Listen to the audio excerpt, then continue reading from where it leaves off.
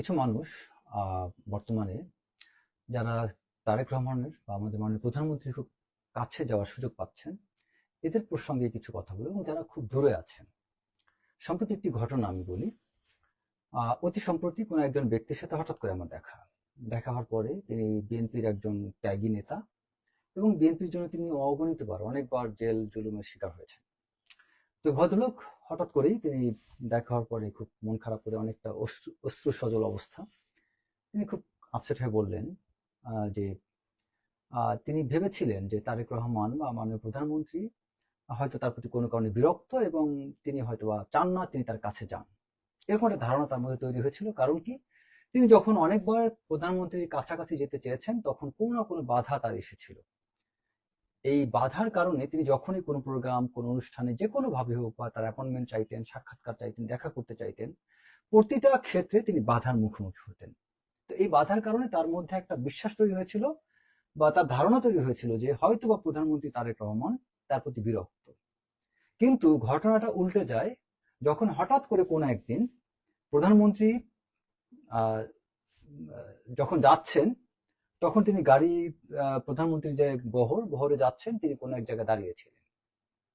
তো হঠাৎ করে মাননীয় প্রধানমন্ত্রী তারেক রহমান তাকে দেখতে পেয়ে তিনি কিছুটা হাসি দেন এবং তাকে সালাম দেন ইশারার মাধ্যমে, এবং তিনি কিছু সময়ের জন্য ওই জায়গায় একটু থেমে যান।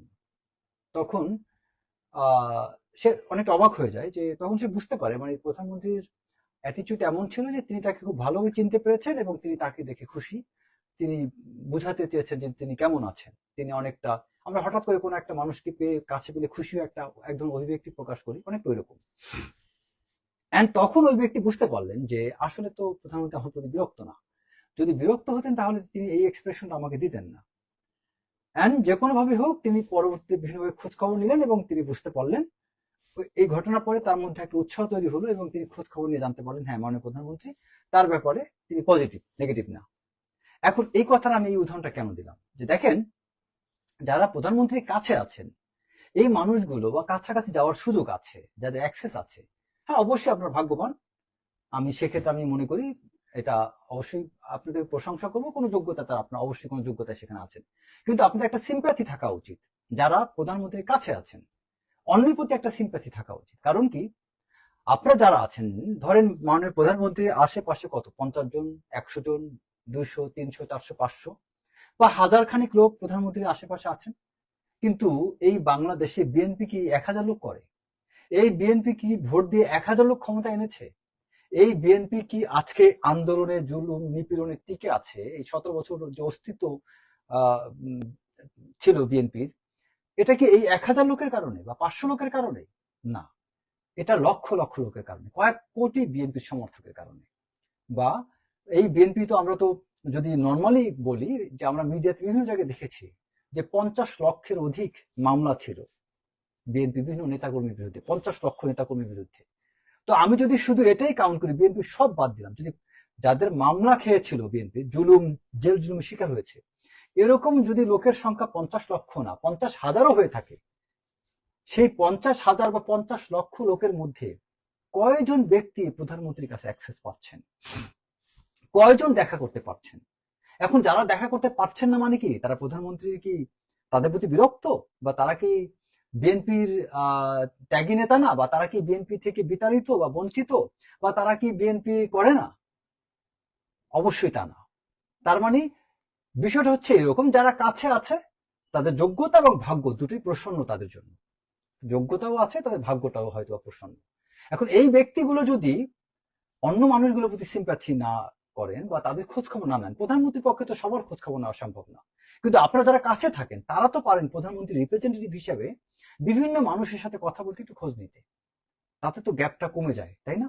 আচ্ছা, তারপর আরেকটা বিষয় হচ্ছে যে যে মানুষগুলো তার কাছে যেতে পারেন না তাদেরও আবার একটা বিষয় বুঝতে হবে, তারা ধৈর্য ধরা উচিত। কারণ সময়মতো 3 মাস পার হয়েছে, যতদিন যাবে অনেক রদ বদল হবে। কারণ আমি শুনতে পাচ্ছি, জানতে পাচ্ছি বিভিন্ন ভাবে যে অনেক পরিবর্তন হবে বিএনপি। অনেক মানুষকে প্রধানমন্ত্রী সুযোগ দিয়েছেন যে কিছু একটা সে দেখি সে কি কাজ করে। অনেক নতুন অ্যাপয়েন্টমেন্ট দেওয়া হবে, কিছু লোককে পরিবর্তন করা হবে, কিছু লোককে আবার রেখে দেওয়া হবে, অনেক কিছু হবে। সো যারা প্রধানমন্ত্রীর কাছে আছেন তাদের মধ্যে আবার এরকম, এরা আবার এদের মধ্যে কিছু ব্যক্তি আছেন, আমি নাম নেব না, যাদের কোনো ব্যক্তিগত থ্রেটকে তিনি প্রধানমন্ত্রীর থ্রেট বানিয়ে ফেলছেন। যেমন ধরুন, রহিমউদ্দিন নামে কোনো ব্যক্তির সাথে কলিমউদ্দিনের সম্পর্ক। এখন কলিমউদ্দিন প্রধানমন্ত্রীর খুব কাছে আছেন।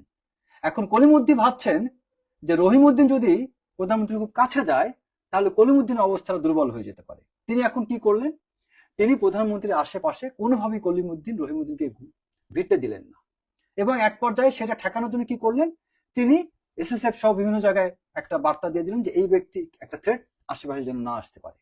তাহলে বিষয়টা কি দাঁড়ালো, মানে আপনি আপনার ব্যক্তিগত থ্রেটকে, আপনি আপনার ব্যক্তিগত দুর্বলতা, আপনার রাগকে, ক্ষোভকে, অভিমানকে বা ঘৃণাকে আপনি প্রধানমন্ত্রীর উপর চালিয়ে দিচ্ছেন। আপনার থ্রেট তো প্রধানমন্ত্রীর জন্য থ্রেট না। আপনি যাকে ঘৃণা করেন ওই ব্যক্তি তো প্রধানমন্ত্রীর প্রিয় কেউ হতে পারে। তা আপনি ওই প্রধানমন্ত্রী বা বিএনপির সেই ব্যক্তিকে কেন আপনার ব্যক্তিগত ঘৃণার কারণে তাকে দূরে রাখবেন? আপনার যে অবস্থানটা আছে এর জন্য তো আপনার খুশি থাকা উচিত।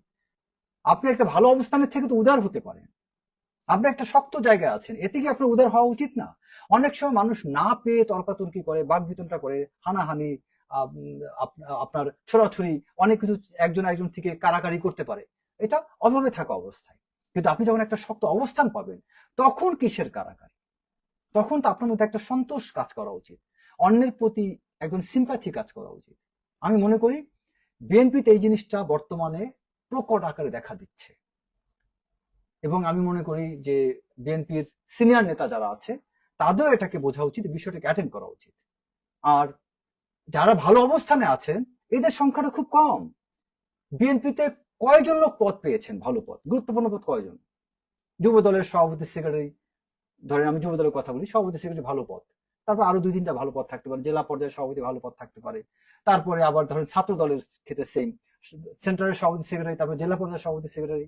আবার বিএনপির ক্ষেত্রে মূল দল, অঙ্গ সংগঠন, সব দলগুলোর জেলা পর্যায়ের সভাপতি সেক্রেটারি পদ, দেন থানা পর্যায়ের সভাপতি সেক্রেটারি পদ, দেন আপনার বিএনপির কেন্দ্রীয় পর্যায়ে সভাপতি সেক্রেটারি বা ভালো কিছু পদ, এরকম সব পদটা মিলে ধরেন 1000-2000 মানুষ বা 5000 নেতাকর্মী খুশি থাকলো এই পদ পেয়ে, সরকারি কিছু পদ পজিশন পেয়ে, চুক্তিভিত্তিক নিয়োগ, এমপি মন্ত্রী হয়ে ধরেন আরো আমি মনে করি 2000 লোক সেটেল হলো। আমি সব মিলে ধরলাম 10,000 লোক সেটেল হলো। বাকি যারা আছে তারা কি করবে? তাদের তো মাঠে কাজ করতে হবে। এখন যে মানুষগুলো মাঠে কাজ করবে তাদেরকে তো উৎসাহ দিতে হবে। কারণ এই মানুষগুলো তো আপনার দলকে ক্ষমতা আনতে আবার লাগবে আপনার, আপনি তাদেরকে ইগনোর করতে পারেন না। এই মানুষগুলো নিয়ে আপনি চিন্তা করতে হবে, গবেষণা করতে হবে, তাদের কিভাবে ভালো থাকা যায় সেটা নিয়ে আপনাকে ভাবতে হবে। এটা কিন্তু, এই ভাবনাগুলো কিন্তু বিএনপি যারা পলিটিশিয়ান তারা কি করছে? আবার একই সাথে আপনি দেখেন খুব গঠনমূলক ভাবে বিএনপির বিরুদ্ধে যে অপপ্রচারণা হচ্ছে, এটাকে কি গঠনমূলক ভাবে এটাকে কাউন্টার করা হচ্ছে? এই যে বিএনপির একজন ভালো একজন উপদেষ্টা, যোগ্য মাহাদি আমিনকে নিয়ে যখন অপপ্রচার করা হয়, কয়টা মানুষ তার পক্ষে স্ট্রংলি কাউন্টার করতেছে বলেন? কয়জন আছে? কয়জন ব্যক্তি আছে? সে তো জেনুইনলি একজন ব্রিলিয়ান্ট একটা কি বলে অ্যাসেট, আমি মনে করি বিএনপির জন্য অনেক বড় একটা অ্যাসেট, এবং সে সত্যিকার অর্থে এখন তো এবং সে তো যখন দেশের বাইরে ক্যামব্রিজ ইউনিভার্সিটিতে পড়াশোনা করে, সে খুব দাপটের সাথে খুব ভালো রেজাল্ট নিয়ে আসছে। সে কিন্তু, মাহাদি আমিন কিন্তু হঠাৎ করে প্রডিউসড হয় নাই, এই বিএনপির বাইরে, বিএনপিতে যোগ দেওয়ার পূর্বে থেকেই সে একজন খুব ব্রিলিয়ান্ট স্টুডেন্ট হিসেবে পরিচিত, যথেষ্ট তার সুনাম খ্যাতি ছিল। তো সেই মাহাদি আমিনকে নিয়ে কিন্তু অনেক আজে বাজে কথা অনেকে যখন লেখে, তখন বিএনপি সেটাকে প্রপারলি কাউন্টার করতে পেরেছে। এবং আরো অনেক নেতা আছে, এই যে সালাউদ্দিন আহমেদকে নিয়ে কত অপপ্রচার করেছে, এখন আপনারা তো দেখতে পাচ্ছেন কত সুন্দর তিনি কাজ করতেছেন। সালাউদ্দিন আহমেদ কিন্তু ধীরে ধীরে কিন্তু সবকিছু, আমার কাছে মনে হচ্ছে এই একজন ব্যক্তি খুব ম্যাচিউরলি সবকিছু ডিল করছে। আমরা শুরুর দিকে অনেক কথা বলেছিলাম, তাকে বলেছিলাম তিনি ইন্ডিয়ার এটা হেন তেন, বাট একজন যোগ্য রাজনীতিবিদ, একজন মিনিস্টার, দায়িত্বপ্রাপ্ত ব্যক্তি কখনই কোনো ব্যক্তির বিরুদ্ধে সরাসরি কাজ করতে পারে না, কোনো রাষ্ট্রের বিরুদ্ধে কোনো প্রতিষ্ঠানের বিরুদ্ধে কাজ করতে পারে না। আপনি দেশকে ভালোবাসবেন মানে এই না যে হঠাৎ করে অন্য কোনো রাষ্ট্রকে আপনি গালি দেবেন, এটা কোনো মন্ত্রী পারে না, আমি পারবো, আপনি পারবেন। তো এই জন্য আমরা অনেক ক্ষেত্রে সরকারের কাছে সরাসরি বিরোধিতা করার মতো কিছু জিনিস আমরা আশা করি, এগুলো ভুল, এটা করা যায় না। পররাষ্ট্র নীতিতে এগুলো করা যায় না, বা রাষ্ট্রের নীতিতেও এগুলো করা যায় না।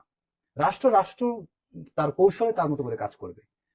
তো আমি মাননীয় প্রধানমন্ত্রীকে অনুরোধ করবো যে আপনি এই বিষয়গুলো অ্যাটেন্ড করুন, এই বিষয়গুলোকে আপনি যদি খেয়াল না করেন তাহলে দলটা বিপদে পড়বে, এবং দলে যারা যারা ভালো অবস্থানে আছে এর সংখ্যা খুব কম। এই কম সংখ্যক মানুষগুলো, আপনি আওয়ামী লীগের কথা চিন্তা করেন না, আওয়ামী লীগে যারা সবচেয়ে বেশি সুবিধাভোগী তাদের কোনো খোঁজখবর কেউ আছে? কোনো খোঁজখবর নেই। আর আওয়ামী লীগের যারা এখন মিডিয়াতে বিভিন্ন জায়গায় মিছিল, মাঠে ঘাটে কাজকর্ম করতেছে, তারা কেউ কিন্তু পয়সাওয়ালা না। তারা কিন্তু কেউ, তাদের খুব কম সংখ্যক লোকই আওয়ামী লীগের শেখ হাসিনার খুব কাছাকাছি থেকে কাজ করেছেন। শেখ হাসিনার সবচেয়ে কাছের ব্যক্তি যারা যারা ছিলেন, তাদের মধ্যে কয়জন এখন আছে মাঠে বলেন? প্রধানমন্ত্রীর কাছে থাকলেই যে তিনি সারা জীবন প্রধানমন্ত্রীর কাছে থাকবেন, তার বিপদে আপদে কাজ করবেন, তার গ্যারান্টি নাই। আবার অতীতে তার সাথে যারা ছিলেন, যারা ছিলেন না, সেই বিষয়টাও খেয়াল করতে হবে। তো আশা করি সবাই ভালো থাকবেন। আমার এই কথাগুলো, আজকের কথাগুলো মূলত বিএনপিতে যারা নিপীড়িত, নির্যাতিত, অবহেলিত, সুবিধা বঞ্চিত, আমি ওই মানুষদের জন্য কথা বলেছি। এবং আমি আশা করি সুবিধা বঞ্চিত মানুষগুলো ঠিক সময়ে তাদেরকে মূল্যায়ন করা হবে।